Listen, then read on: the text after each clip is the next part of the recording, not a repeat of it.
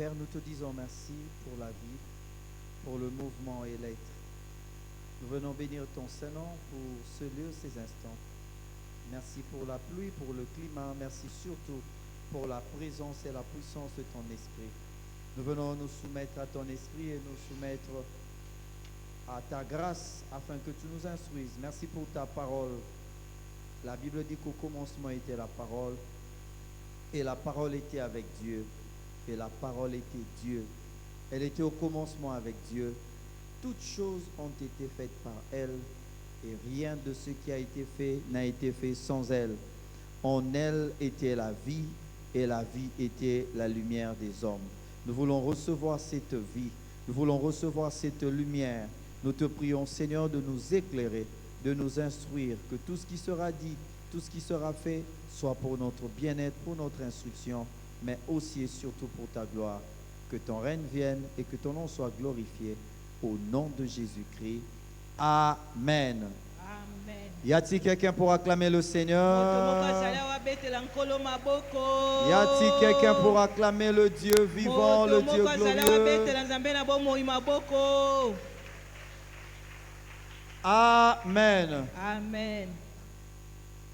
Bien-aimés dans le Seigneur, bonsoir.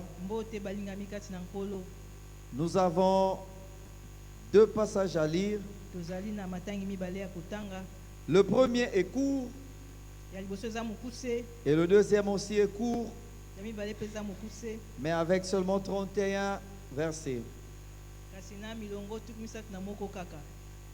Alors c'est un des exercices spirituels que Dieu nous appelle à faire, de lire la parole de Dieu. Alléluia. Alléluia. Amen. Je nous prie de nous tenir debout. Nous voulons lire la parole de Dieu. Le premier c'est dans Proverbe 4, le verset 23, et le deuxième c'est dans Luc chapitre 16.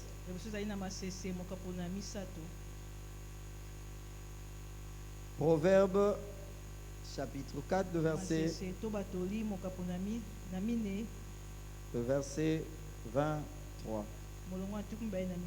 Et la deuxième lecture, c'est dans Luc chapitre 16. Proverbe 4, le verset 23 nous dit: garde ton cœur plus que toute autre chose, car de lui viennent les sources de la vie. Amen. Amen. Pendant que nous sommes debout, nous prenons Luc chapitre 16. Chacun selon sa version. Luc chapitre 16, du 1er au 31. Lisons. Jésus dit aussi à ses disciples: un homme riche avait un économe qui lui fut dénoncé comme dissipant ses biens. Il l'appela et lui dit: qu'est-ce que j'entends dire de toi? Rends compte de ton administration, car tu ne pourras plus administrer mes biens. L'économe dit en lui-même: que ferai-je puisque mon maître m'ôte l'administration de ses biens? Travailler à la terre, je ne le puis. Mendier, j'en ai honte. Je sais ce que je ferai pour qu'il y ait des gens qui me reçoivent dans leur maison quand je serai destitué de mon emploi. Et faisant venir chacun de débiteurs de son maître, il dit au premier: combien dois-tu à mon maître? 100 mesures d'huile, répondit-il. Et il lui dit: prends ton billet, assieds-toi vite et écris 50. Il dit ensuite à un autre: et toi, combien dois-tu? 100 mesures de blé, répondit-il. Et il lui dit: prends ton billet et écris 80.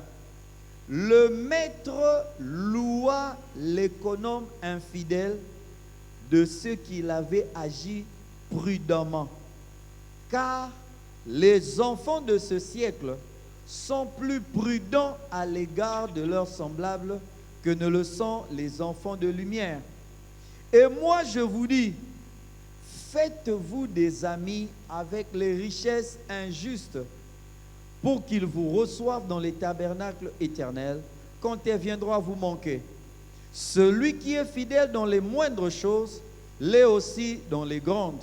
Et celui qui est injuste dans les moindres choses, l'est aussi dans les grandes. Si donc vous n'avez pas été fidèle dans les richesses injustes, qui vous confiera les véritables? Et si vous n'avez pas été fidèle dans ce qui est à autrui, qui vous donnera ce qui est à vous?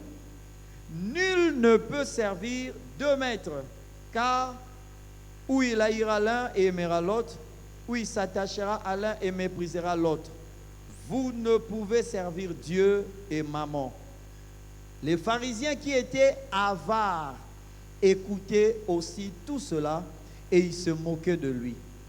Jésus leur dit, vous cherchez à paraître juste devant les hommes, mais Dieu connaît vos cœurs, car ce qui est élevé parmi les hommes est une abomination devant Dieu.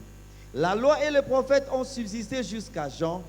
Depuis lors, le royaume de Dieu est annoncé et chacun use de violence pour y entrer. 17. Il est plus facile que le ciel et la terre passent, qu'il ne l'est qu'un seul trait de lettre de la loi vienne à tomber. Quiconque répudie sa femme et en épouse une autre commet un adultère, et quiconque épouse une femme répudiée par son mari commet un adultère. Verset 19. Il y avait un homme riche qui était vêtu de pourpre et de fin lin et qui chaque jour menait joyeuse et brillante vie. Un pauvre nommé Lazare était couché à sa porte, couvert d'ulcères et désireux de se rassasier des miettes qui tombaient de la table du riche. Et même les chiens venaient encore lécher ses ulcères. Le pauvre mourut et il fut porté par les anges dans le sein d'Abraham. Le riche mourut aussi et il fut enseveli. Dans le séjour des morts, il leva les yeux et tandis qu'il était en proie au tourment, il vit de loin Abraham et Lazare dans son sein. Il s'écria, « Père Abraham, aie pitié de moi et envoie Lazare pour qu'il trempe le bout de son doigt dans l'eau et me rafraîchisse la langue, car je souffre cruellement dans cette flamme. » Abraham répondit, « Mon enfant, souviens-toi que tu as reçu tes biens pendant ta vie et que Lazare a eu les maux pendant la sienne. Maintenant, il est ici consolé et toi, tu souffres. D'ailleurs, il y a entre nous et vous un grand abîme, afin que ceux qui voudraient passer d'ici vers vous ou de là vers nous ne puissent le faire. » Le riche dit, « Je te prie donc, Père Abraham, d'envoyer Lazare dans la maison de mon père, car j'ai 5 frères. C'est pour qu'il leur atteste ces choses, afin qu'ils ne viennent pas aussi dans ce lieu de tourment. » Abraham répondit, « Ils ont Moïse et les prophètes, qu'ils les écoutent. » Et il dit, « Non, Père Abraham, mais si quelqu'un des morts va vers eux, ils se repentiront. » Et Abraham lui dit, « S'ils n'écoutent pas Moïse et les prophètes, ils ne se laisseront pas persuader quand même quelqu'un de mort ressusciterait. » Parole du Seigneur. Amen. Amen. Y a-t-il quelqu'un pour acclamer la parole de Dieu? Amen. Amen. La victoire par le cœur. Alléluia. Amen. La victoire par le cœur. Amen. Voilà le thème que Dieu a mis dans notre cœur. S'il y a une chose au niveau de la biologie, au niveau de la science, qui est naturellement, qui est automatiquement attaché au cœur, c'est le sang. Alléluia. Amen. Alléluia. Amen. Le cœur, c'est cet organe-là qui pompe le sang, qui circule dans tout le corps. Il y a un lien entre le cœur et le sang. Cette année, nous parlons de la victoire par le sang de l'agneau Et on peut donc faire le lien de la victoire par les cœurs. Parce que le sang passe par les cœurs. Là, c'est au niveau biologique. Mais au niveau spirituel, quand on parle du cœur, généralement, on fait allusion à trois choses. La première chose, quand on parle du cœur, on parle de l'être intérieur, l'homme intérieur.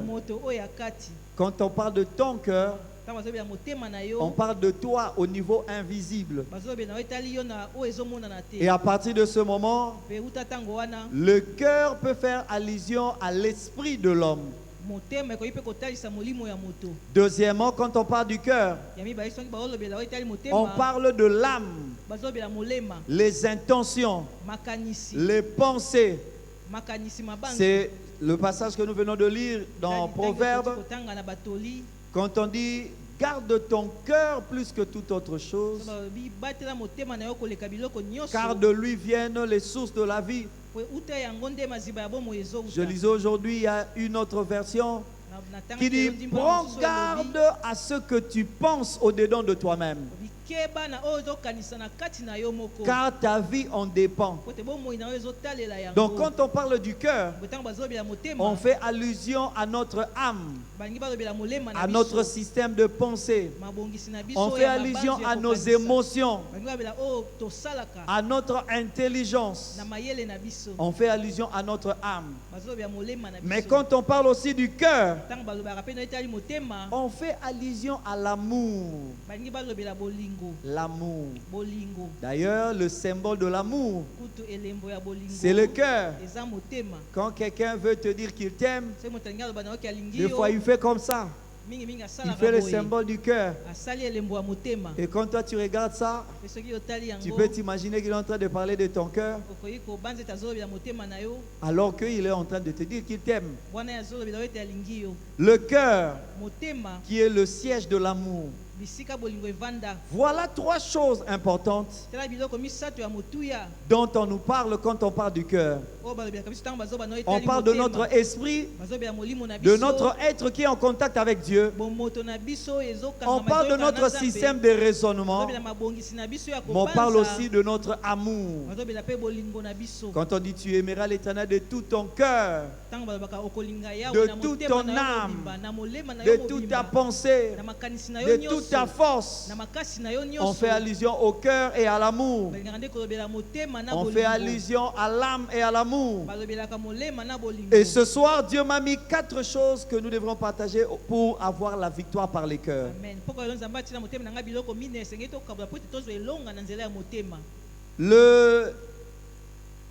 L'Ecclésiaste, dans le livre de Proverbes, le sage est en train de parler de ton cœur plus que toute autre chose, car de lui viennent les sources de la vie. En d'autres termes, si tu ne gardes pas ton cœur, si tu ne protèges pas ton cœur, j'aime bien quand la Bible dit là où se trouve ton trésor, là aussi sera ton cœur. Quand on ne donne pas beaucoup d'attention à notre cœur, ça sous-entend qu'on ne fait pas attention à notre vie. Et qui parle de la vie parle de combat. Et quand on parle de combat, on parle aussi de la victoire qui doit découler de ces combats. Il y a un lien bien aimé dans le Seigneur entre le cœur, la vie, les combats et la victoire. Ainsi donc, on ne peut pas vaincre sans passer par les cœurs. Amen, amen. Alors, dans le passage que nous venons de lire de Luc chapitre 16, c'est là où nous tirons les 4 éléments dont nous allons parler rapidement et puis nous allons prier. Les 4 éléments de la victoire par le cœur. À partir du verset 1, comme la plupart des paraboles de Jésus, ça tournait autour de la richesse. Ça tournait autour de l'argent. Ça tournait autour des affaires.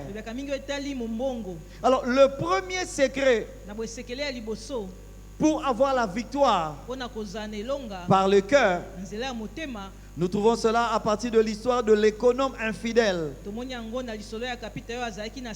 L'économe infidèle, Jésus raconte que c'est un homme qui gérait le bien de quelqu'un. Et on a informé à son maître que le monsieur là, il ne gère pas bien. On ne nous a pas dit qui avait informé.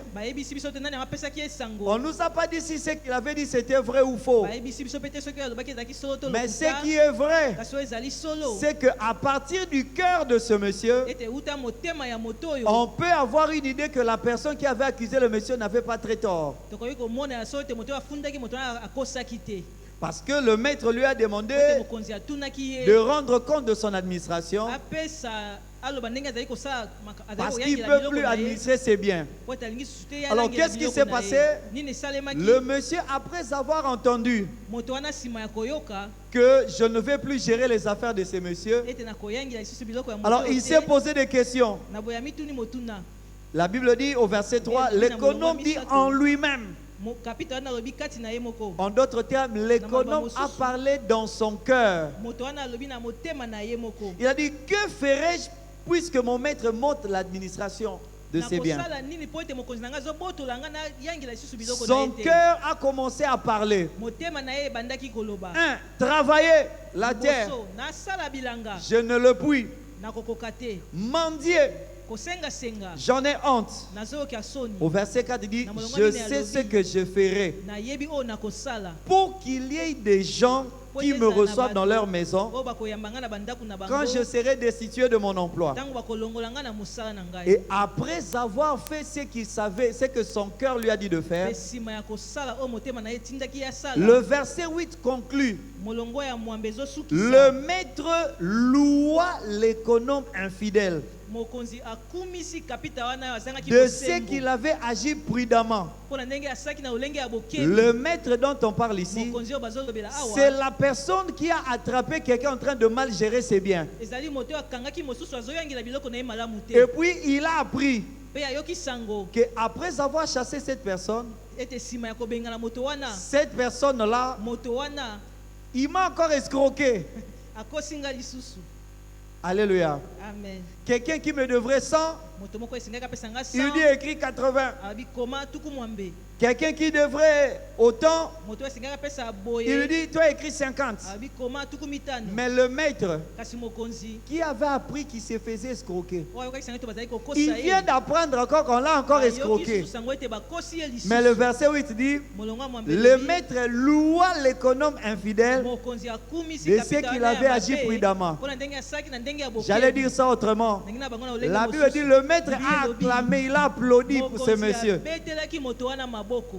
Il dit, le maître loua l'économe infidèle de ce qu'il avait agi prudemment, car les enfants de ce siècle sont plus prudents à l'égard de leurs semblables que ne le sont les enfants de lumière. Qu'est-ce que le maître a loué chez l'économe infidèle? Qu'est-ce qui a fait que le monsieur se dise que le monsieur ici, il n'est pas chrétien, c'est un escroc? Mais ce qu'il a fait, même les chrétiens n'arrivent pas à le faire.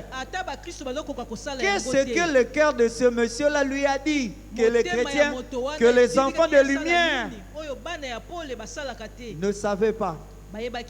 La première chose, c'est que le monsieur ici a fait, son cœur lui a fait penser à l'avenir. Alléluia. Amen. La Bible dit le maître loua l'économe infidèle de ce qu'il avait agi prudemment. Il dit je te chasse du boulot. Certainement il n'avait pas de décompte final. Il a dit je ne vous demande pas de me donner de l'argent. Mais il a pensé à qu'est-ce qui va arriver après. Le cœur qui doit être gardé, le cœur qui doit avoir la victoire, c'est le cœur qui pense à l'avenir. D'ailleurs, bien-aimé dans le Seigneur, qu'est-ce qui a poussé David à aller se battre contre Goliath? Les vraies motivations, au-delà des aspects spirituels que nous pouvons tirer. Il a dit que ce monsieur ici, il a insulté l'armée du grand roi. Mais il a fait ça pendant 40 jours. Il n'était pas le seul à le faire. Qu'est-ce qui a poussé David à prendre le risque d'aller combattre quelqu'un qui semblait être plus fort que lui? Le cœur de David a pensé à l'avenir. Il a posé la question, qu'est-ce qu'on donnera à la personne qui va battre ce monsieur? Je ne sais pas si on avait dit à David rien. Je ne pense pas que David allait se battre contre Goliath pour ne rien recevoir. Je ne pense pas que David allait mettre sa vie en danger seulement au nom de l'Éternel qui avait été insulté. Alléluia. David a pensé à son avenir. Il a dit, qu'est-ce qu'on donnera dans l'avenir? On a dit, non, le roi va lui donner sa fille en mariage. Il aura des honneurs. David a pensé à l'avenir. Il s'est projeté à l'avenir. Il a dit ça vaut le risque. Et le maître ici de bien, il a acclamé pour l'escroc. Il n'a pas acclamé parce qu'il était escroc. Il a acclamé parce que dans son escroquerie, il pensait à l'avenir. Aide-moi à dire à la personne à côté de toi, pense à l'avenir. La plupart des bêtises ou des erreurs que nous commettons, je ne sais pas vous, mais moi j'ai déjà entendu ça plusieurs fois. Quelqu'un dire, je ne sais pas qu'est-ce qui m'avait pris. Je ne sais pas qu'est-ce qui m'a poussé de faire telle chose. En d'autres termes, je n'avais pas, mon cœur ne m'avait pas dit qu'il y aurait telle chose après. En d'autres termes, quand j'ai posé l'acte, je voyais les avantages de ce moment-là. S'il y a parmi nous quelqu'un qui a déjà trompé sa femme ou son mari, quelqu'un qui a essayé de tricher et qui a été attrapé, je pense que quelque part tu peux te dire, je ne sais pas qu'est-ce qui m'avait poussé. Mais ce qui t'avait poussé, c'est que ton cœur n'avait pas pensé à l'avenir. Alléluia. Amen. Tu as dit, mais je n'ai pas de réponse, je triche. Moi, ça m'est arrivé une fois quand j'ai repris l'année à Lisanga. Je venais de répondre la cinquième, l'actuelle troisième des humanités. Alors, le premier jour de la rentrée, il y a des petits de quatrième qui sont venus en cinquième. Moi, j'étais toujours le plus calme. Mais je me suis dit, mais les petits ici viennent d'arriver, ils doivent comprendre qu'il y avait quand même des gens qui étaient dans cette classe avant eux. Alors, on avait un de nos anciens professeurs de microbiologie qui était parti. Alors, il y avait un nouveau professeur, Laurent Kanga, qui venait d'arriver. Alors, je me suis dit, ça tombe bien. Je veux faire d'une pierre deux coups. Je vais apprendre à ces petits-là qu'il y avait des gens qui étaient dans cette classe avant eux. Mais je vais apprendre aussi aux professeurs là que ici, c'est Bokeléal et il y avait des gens, il y a des élèves ici. Le professeur s'est présenté, je suis nouveau, je m'appelle Laurent Kanga. Ok, moi dans mon cœur était en train de me dire, il faut faire quelque chose, il ne faut pas laisser comme ça. Et le professeur a dit, aujourd'hui nous allons apprendre les réactions biochimiques. Et moi, j'ai complété. Et les réactions maths physiques. Nous, on était en biochimie. J'ai dit, mais comment il y a des réactions biochimiques? Et alors les amis de maths physique, vous les laissez comme ça pour moi. Et le professeur s'est retourné. Qui a dit cela? Personne ne parlait. Il a dit, bon, je sais que ça vient de cet rangée. Comme personne ne s'est présenté, je donne à toute la rangée 0 à la période. Et tout le monde m'a regardé. Bon, moi, je n'étais pas dérangé. Et j'ai regardé comment j'allais faire souffrir les innocents. J'ai levé la main et dit, professeur, c'était moi. Il dit, tu sors, tu as 0 à la période. Et puis tu entreras dans mon cours après 2 mois. Quand je suis sorti, la première chose qui m'est arrivée, qu'est-ce qui m'avait pris? Alléluia. Amen. Simplement, mon cœur ne m'avait pas dit quand tu vas faire ça, qu'est-ce qui va arriver après? Est-ce que quelqu'un peut me dire à la personne, toi, pense à l'avenir? Dieu n'encourage pas les voleurs, mais Dieu encourage les gens qui pensent à l'avenir. Le voleur ici, c'était un voleur. Le maître l'a loué parce qu'il était en train de réfléchir sur ce qui va arriver après. La victoire, Dieu donne la victoire à ceux qui pensent à l'avenir. C'est parce que Jésus a pensé à l'avenir de l'humanité que son cœur lui a dit de donner son sang pour l'avenir de l'humanité. Et quand Jésus souffrait, je crois qu'il y avait Satan qui lui disait, qu'est-ce qui t'a poussé? Et Jésus pouvait répondre par son cœur, je vois l'avenir, je connais l'avenir, je sais que demain les gens seront sauvés par mon sang. Bien-aimé dans le Seigneur, le cœur qui a la victoire, c'est le cœur qui pense à l'avenir. Quelqu'un a dit, si le diable te rappelle ton passé, fais-lui savoir son avenir. Il te dit, mais toi aussi tu prêches. Toi aussi tu vas parler devant les gens. Pécheur comme toi, menteur comme toi, impudique comme toi. Il faut lui dire, ça c'est mon passé. Mais mon futur, c'est la sainteté dans la gloire avec Dieu.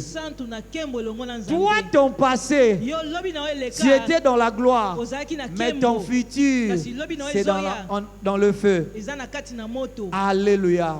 Amen. J'aime bien quand les Quinois disent Randekita. Bon. Randekita. Randekita. Rendez-vous na kitata. Bon. Alléluia. Amen. Ici, on est en train de blaguer, on sèche les cours, on boude les parents nous envoient, on refuse. On dit, c'est pas grave. Randekita. Rendez-vous dans le futur quand il viendra des parents. Tu vas parler comme un frère de l'église qui est en train de donner cours quelque part. Et les étudiants l'ont tellement dérangé qu'il est rentré, il a eu un problème de tension. Alors il dit, pendant qu'il était à la maison en train de se plaindre, Dieu lui a montré l'image de quand lui-même était étudiant. Alors au lieu de condamner les étudiants, il a commencé par se repentir. Parce que quand lui dérangeait les professeurs, il ne savait pas qu'un jour lui aussi deviendra professeur. Alléluia. Amen. Dieu donne la victoire à ceux qui voient l'avenir. Bien aimé, le sang de Jésus a coulé pour qu'en regardant notre avenir, que nous ne puissions pas nous compromettre aujourd'hui. Tu te dis, il y a une gloire qui m'attend là-bas. Je ne vais pas céder aujourd'hui. J'accepte de souffrir aujourd'hui. J'accepte qu'on se moque de moi. Mais la victoire, je l'aurai parce que il y a un avenir pour moi. Je prie le Seigneur ce soir que ton cœur te parle toujours de ton avenir. Et quand Dieu parle de ton avenir, il te dit que ton avenir est glorieux. Ton avenir, ce n'est pas la maladie. Ton avenir, ce n'est pas la honte. Ton avenir, ce n'est pas le désespoir. recevoir. Ton avenir, ce n'est pas la solitude. Ton avenir, c'est le bonheur et la grâce. Ton avenir, c'est le bonheur avec ton Dieu pour l'éternité. Amen. Voilà l'histoire de l'économe infidèle. Deuxième élément de victoire. Bien aimé, la première chose, le sage nous dit garde ton cœur plus que toute autre chose. Ton avenir, tes victoires dépendent de ta manière de garder ton cœur, en train de rester concentré sur le trophée, rester concentré sur l'avenir. Deuxième élément, toujours dans Luc 16, Jésus est en train de faire une transition. Il y a deux éléments de transition que Jésus a dit. Juste après avoir dit, car les enfants de ce siècle sont plus prudents à l'égard de leurs semblables que ne le sont les enfants de lumière. Et puis il conclut la parabole pour dire, faites-vous des amis avec des richesses injustes pour qu'ils vous reçoivent dans les tabernacles éternels quand ils viendront à vous manquer. Alors il fait deux transitions. À partir du verset 12, on dit, et si vous n'avez pas été fidèle dans ce qui est à autrui, qui vous donnera ce qui est à vous? Nul ne peut servir deux maîtres. Car où il haïra l'un et aimera l'autre, ou il s'attachera à l'un et méprisera l'autre. Vous ne pouvez servir Dieu et Mammon. Il dit au verset 13, nul ne peut servir deux maîtres. Et à la fin, il dit, vous ne pouvez servir Dieu et Mammon. En d'autres termes, les deux maîtres dont il parle, c'est Dieu et Mammon. Le premier maître, c'est Dieu. Le deuxième maître, c'est la richesse, l'argent, le bien de ce monde. De l'autre côté, il a loué l'économe infidèle parce qu'il pensait à l'avenir. Il pensait à la récompense. Et après, il fait rapidement une transition pour dire, on ne peut pas servir deux maîtres. Dieu, il est un maître. L'argent aussi, c'est un maître. C'est à nous de choisir. Si nous servons Dieu, alors nous allons aimer Dieu. Et nous allons haïr l'autre. Et si nous aimons Maman, nous allons haïr, nous allons mépriser Dieu. Nous n'allons pas nous attacher à lui. Alors ici, le deuxième secret de la victoire par le cœur, c'est que notre cœur doit être attaché à la vraie richesse qui est Dieu. Alléluia. Amen. On pense à l'avenir, mais si tu penses à ton avenir en termes de millions de dollars, en termes de mariage, en termes de biens de ce monde, bien aimé, tu ne vas pas vaincre. Parce qu'ici, il a présenté Dieu comme une richesse intemporelle, éternelle. Mais de l'autre côté, l'argent, maman, les richesses de ce monde comme des richesses temporaires. L'avenir dont nous devrons penser, le cœur qui arrive à vaincre, c'est le cœur qui pense à l'éternité et non pas au temps. Alléluia. Bien-aimés, nous avons des présidents de la République, nous avons des autorités qui pensent à leur avenir, mais toujours dans le temps, toujours en train de s'accrocher aux choses qui sont en train de passer. On veut multiplier les mandats. On ne veut pas laisser de poste. On ne veut pas faire de... parce qu'on veut s'accrocher à ce qui est temporaire. De gré ou de force. Tout ce qui est temporaire, ça va passer. Alors un cœur qui arrive à vaincre, c'est un cœur qui pense à l'avenir, mais en s'attachant à Dieu qui est éternel. Le deuxième élément, c'est non seulement de penser à l'avenir, à l'éternité, mais c'est de faire de Dieu notre vraie richesse. Le cœur qui arrive à vaincre, c'est le cœur, comme Jésus a dit, qui peut perdre de l'argent pour gagner une âme. Alléluia. Amen. Je ne vois pas mettre de l'argent pour gagner que de l'argent. On peut mettre de l'argent en jeu pour gagner ce que l'argent ne peut pas acheter. Raison pour laquelle, bien-aimés, nous sommes tous ici prêts à sortir des millions et des millions si cela peut nous valoir la bonne santé. Si ça ne dépendait que de l'argent, les millionnaires et les milliardaires n'allaient pas mourir. Parce qu'ils sont prêts à donner tout leur argent pour avoir ce que l'argent ne peut pas acheter. La santé. Et ici Dieu nous dit ce soir que notre cœur va vaincre seulement si nous n'attachons pas notre cœur aux choses matérielles, mais nous faisons de Dieu notre vraie richesse. Amen. Rapidement, la troisième et la quatrième chose, et à partir du verset 14, on dit, les pharisiens qui étaient avares écoutaient aussi tout cela et ils se moquaient de lui. Jésus leur dit, vous cherchez à paraître juste devant les hommes, mais Dieu connaît vos cœurs. Car ce qui est élevé parmi les hommes est une abomination devant Dieu. La loi et les prophètes ont subsisté jusqu'à Jean. Depuis lors, le royaume de Dieu est annoncé et chacun use de violence pour y entrer. Il est plus facile que le ciel et la terre passent, qu'il ne l'est qu'un seul trait de lettre de la loi vienne à tomber. Et directement au verset 18. Quiconque répudie sa femme et en épouse une autre commet un adultère. Et quiconque épouse une femme répudiée par son mari commet un adultère.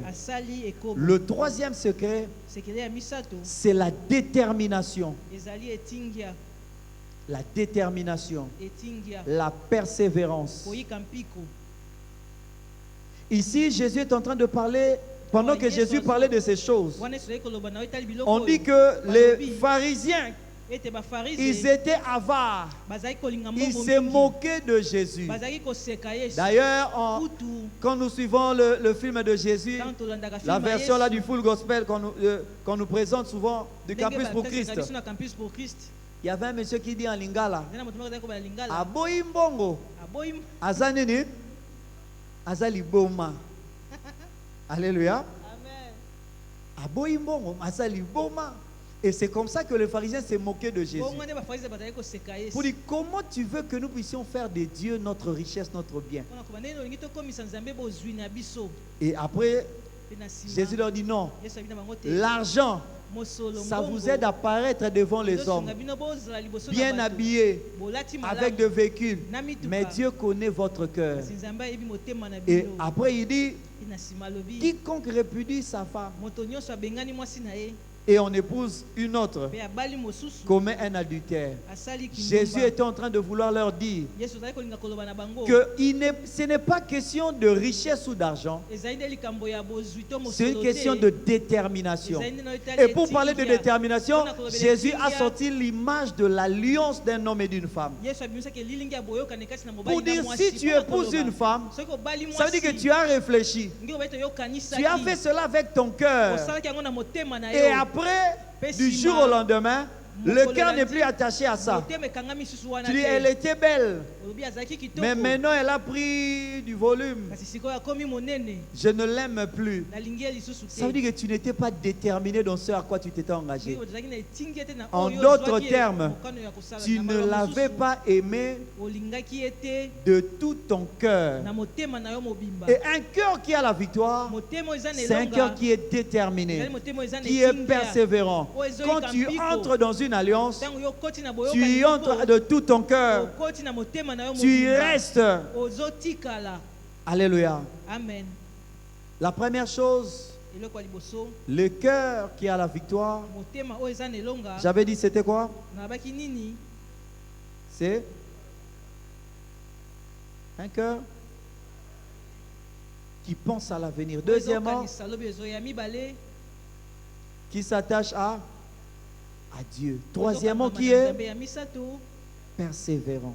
Bien-aimé, s'il y a une chose que le diable est en train de faire, ou que le diable sait faire, c'est de nous fatiguer. Il sait qu'il ne va pas vaincre, mais il sait que toi tu peux abandonner. Voilà pourquoi la Bible nous dit, quand on chasse un esprit mauvais, il part. Mais il ne part pas pour de bon. Parce qu'on pose des questions au pasteur, on pose des questions aux chrétiens. Mais finalement, vous chassez Satan chaque jour, chaque jour. Lundi, vous l'avez chassé. Le mardi, vous le chassez. Le mercredi, vous le chassez. Le jeudi, vous le chassez. Jusqu'au dimanche, vous le chassez. Le lundi, vous le chassez encore. Mais finalement, vous le chassez. Il part ou il ne part pas? Il part. Mais pas pour toujours. Jésus a chassé Satan. Là, il a dit, il est parti. Mais en attendant un autre moment favorable. Satan sait qu'il n'a plus rien à perdre. Mais il a la détermination. Il a la persévérance. C'est quelqu'un dont la condamnation a déjà été prononcée. On lui a déjà dit que tu as perdu. Il dit, ok, comme moi j'ai déjà perdu, j'ai plus rien à perdre. Je vais vous fatiguer. Vous me chassez. Je pars. Je reviendrai. Tu as reçu la victoire dans le mariage. C'est pas grave, il est parti. Il reviendra dans la fertilité. Tu arrives à avoir des enfants. Il part. Il va revenir encore la maladie chez les enfants. Les enfants grandissent. Tu l'as chassé, il est revenu. Quand les enfants deviennent des adolescents, il part, il va encore revenir. Gloire soit rendue à Dieu qui nous fait toujours triompher en Jésus-Christ. Et on a mis même l'adverbe qui montre la persévérance et la détermination.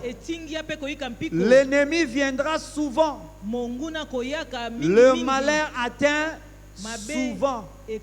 Mais l'Éternel en délivre de manière déterminée, de manière persévérante, de manière toujours. Il viendra encore et encore, et nous allons les chasser toujours, et nous allons les vaincre toujours. Et le diable fait tout pour te dire, tu as prié, ça fait 5 ans, est-ce que ça a changé? Tu dis non, tu vois, il faut laisser. Aujourd'hui, le diable nous habitue, il nous entraîne avec des courtes vidéos. Okay? Quand nous sommes dans les réseaux sociaux, on a des vidéos très courtes, des courtes vidéos pour rendre nos cœurs courts. Alléluia. Amen. Quand tu commences à expliquer à quelqu'un, demande à un enfant ou à un parent, quelqu'un qui est dans les réseaux, de lire pendant 1 heure. Il dit non, fais-moi le résumé. Moi, je suis habitué à quelque chose de 10, 2 minutes et puis c'est fini, j'ai compris. Conclusion. Quand tu commences à parler, bien aimé, je passais dans le coin. Je n'avais pas l'argent des transports. Non, je sais déjà, je n'ai pas d'argent, je sais. Tu sais quoi? Alléluia. Amen. On n'a plus la patience. On n'a plus la détermination. On n'a plus la persévérance. On veut que tout se passe rapidement. J'ai fait à 12h. À 12h05, je vais avoir la nourriture. Il y a des fast-food. Alléluia. Amen. Et malheureusement, il y a des gens qui se marient en 2025. Et en 2026, ils veulent être comme les papas qui ont fait 30 ans de mariage. Le papa là, il a une Jeep. Hein? Moi, depuis que je suis marié, tu es marié depuis l'année passée. Il y a un frère de la communication qui était marié. 2 semaines après, il est venu. Il était en train de dire, maintenant, on est devenus des collègues. Et quelqu'un lui a posé la question, tu as déjà été à la CPN? Il dit, quand tu seras à la CPN, on deviendra des collègues. Alléluia. Amen. On veut des choses vite, vite, vite, vite. La détermination, la persévérance, un cœur qui endure. On n'en a plus. Et Dieu donne la victoire, comme la Bible dit, mais celui qui persévérera jusqu'à la fin, il sera sauvé. Alléluia. Et le diable sait que dans les derniers jours, les temps seront difficiles. Et l'iniquité va tellement s'accroître que l'amour d'un plus grand nombre va se refroidir. J'ai supporté ce frère, ça fait longtemps. Cette sœur ici, on l'a supporté, ça fait 10 ans. Elle ne change pas. Elle, il faut la livrer à Satan. On n'est plus prêt à persévérer jusqu'à... Dieu donne la victoire à ceux qui aiment de tout leur cœur. Comme dans l'alliance du mariage. Amen. Et la quatrième et la dernière chose, nous trouvons cela dans l'histoire du pauvre Lazare et de l'homme riche.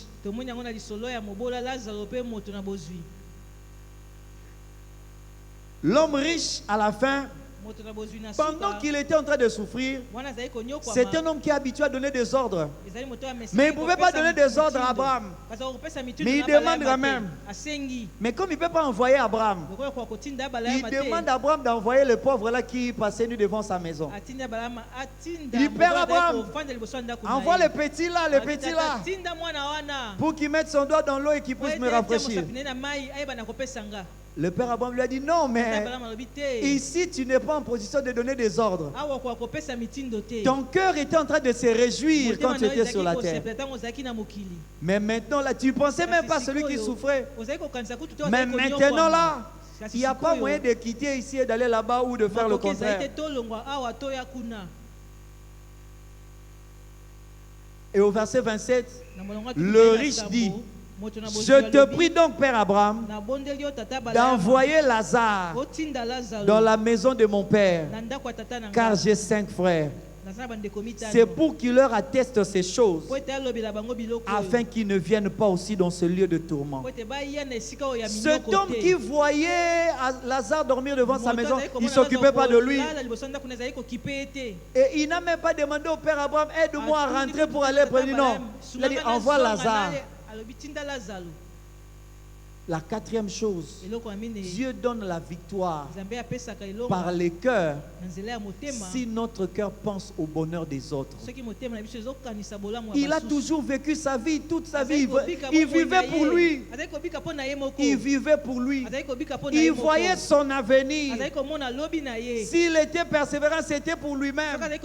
Il s'accrochait à l'argent.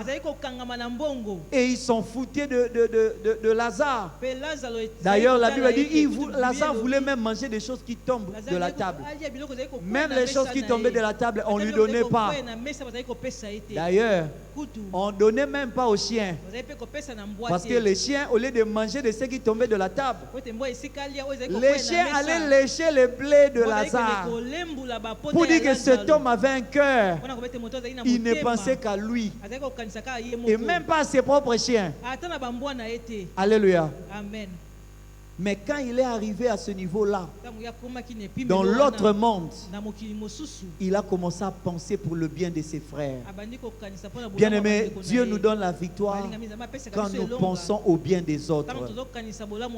Et l'homme qui devient de plus en plus riche, c'est l'homme qui essaie de résoudre le problème du plus grand nombre de gens. Les gens ont faim. Ils doivent aller au marché. Il fait chaud. Il y a des embouteillages. Toi, tu dis, moi, je pense à vous. Je peux vous emmener les légumes à la maison.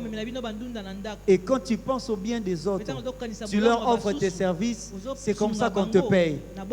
On devient riche quand on pense aux autres. Et d'ailleurs, la Bible nous dit que celui qui est riche pour lui-même, qui n'est pas riche pour Dieu, qui n'est pas riche selon Dieu, celui-là, il ne verra pas le royaume de Dieu. Et Jésus-Christ, c'est notre modèle parfait. Il ne s'est pas attaché à la gloire de ce monde.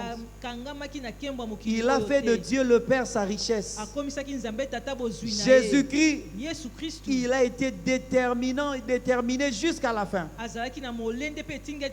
Jésus-Christ n'a pas fait tout ce qu'il a fait pour lui. Il a fait ça pour nous. Et ce soir, bien-aimés dans le Seigneur, Dieu veut nous donner la victoire par les cœurs, en commençant par les cœurs de Jésus comme modèle que nous devons imiter, que nous devons recevoir, que nous devons incarner et que nous devons communiquer aux autres. Je prie ce soir que Dieu t'accorde la victoire et que Dieu te donne un bon cœur. Qu'il en soit ainsi au nom de Jésus. Amen. Bien-aimés, je nous prie de nous tenir debout, nous allons prier. Nous avons 3 sujets de prière. Le premier, c'est de dire merci à Jésus-Christ pour son cœur, parce que Jésus voyait l'éternité. Il a souffert pendant le temps sur terre. Il s'est privé de sa gloire. Il voyait le futur de chacun de nous. Jésus-Christ ne s'est pas accroché au bien de ce monde. Il a fait de Dieu le Père sa richesse. Jésus-Christ a été déterminé, persévérant jusqu'à la mort de la croix. Jésus-Christ, il a fait tout ça pour nous. Et aujourd'hui, Jésus est glorifié comme Seigneur et Sauveur. Il a reçu le nom au-dessus de tout le nom. Nous allons lui dire merci, parce que non seulement il a fait cela pour nous, mais il a fait cela aussi pour nous montrer le modèle du cœur qui arrive à avoir la victoire. Prions le Seigneur, disons merci à Jésus. Dis merci à Jésus pour son œuvre, pour son cœur d'amour. Il nous a aimés de tout son cœur. Il n'a pas voulu faire des choses pour les disciples à cette époque. Il a même dit à Pierre, ce que je fais maintenant, tu ne le comprends pas, mais tu le comprendras dans le futur. Jésus avait ses cœurs à penser à l'avenir. Et s'il y a quelqu'un qui pense à l'avenir, Dieu est fier de toi. Dieu aime ceux qui s'aiment aujourd'hui pour demain. Prie le Seigneur. Dis merci à Jésus pour ce modèle. Pour ce modèle. Deuxième sujet, bien-aimé. Nous allons prier conformément au Proverbe 4. Garde ton cœur. Garde la pensée de l'avenir. Garde ton cœur contre les richesses de biens de ce monde. Garde ton cœur pour rester déterminé. Garde ton cœur pour continuer à faire du bien aux autres. Y a-t-il quelqu'un qui peut prier pour son cœur? Dis à Dieu, j'aimerais garder mon cœur. Garde-moi fidèle à toi. J'ai un prix à remporter. J'ai des victoires à gagner. Garde-moi fidèle à toi. Prie le Seigneur. Dis à Dieu que mon cœur ne pense jamais aujourd'hui. Que je ne fasse pas des choses aujourd'hui que je vais regretter demain. Garde mon cœur. Aide-moi à garder mon cœur. À chaque fois qu'il y aura un bonheur aujourd'hui, il y aura un plaisir aujourd'hui, que je ne dise pas n'importe quoi, sinon demain je peux le regretter. Que je ne fasse pas n'importe quoi, parce que la victoire c'est demain. David s'est battu contre Goliath au nom de l'Éternel. David s'est battu contre Goliath pour défendre des richesses éternelles. Il avait un intérêt. Il voyait son futur, mais il voyait aussi la gloire de Dieu. Il disait, il a insulté Dieu. Il a insulté Dieu. Dis à Dieu, j'aimerais faire de toi ma richesse. Pas les véhicules, pas le poste, pas les maisons, pas les biens de ce monde. J'aurai la victoire parce que mon cœur va pomper le sang de l'avenir, le sang de la pureté.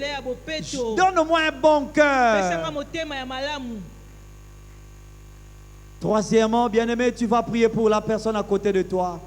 S'il y a une personne à côté de toi, bénis cette personne.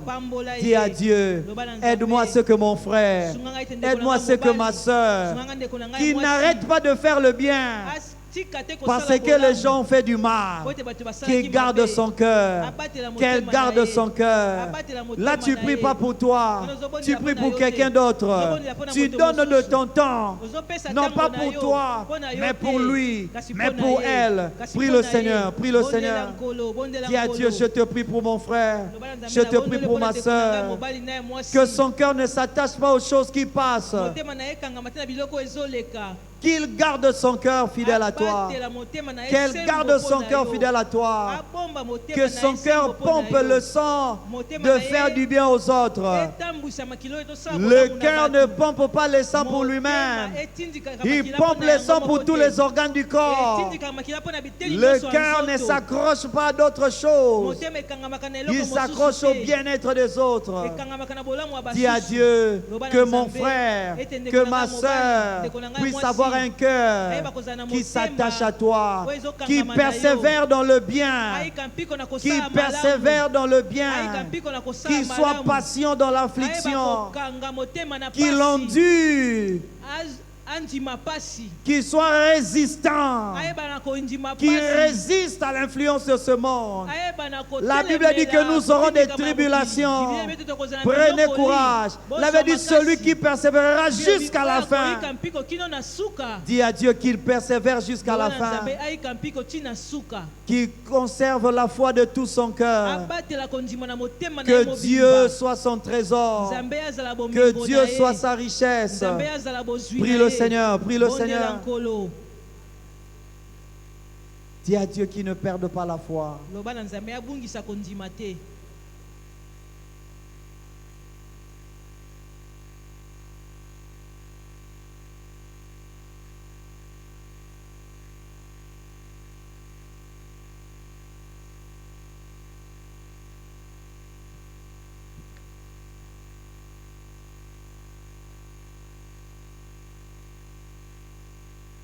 C'est dans le nom de Jésus que nous avons ainsi prié. Amen.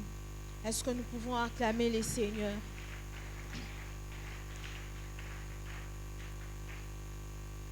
Que Dieu bénisse notre pasteur. Et j'aimerais inviter nos diacres ainsi que le protocole pour le service de l'offrande. Entre-temps, je veux livrer le communiqué du mardi 14 avril 2026. Annonce Fundraising 2026. La commission Fundraising nous rappelle le lancement officiel de l'opération de mobilisation de fonds pour l'année 2026 en vue de soutenir les différents projets ainsi que les activités spéciales de la paroisse. Vos contributions, dons, engagements financiers et consignations permettront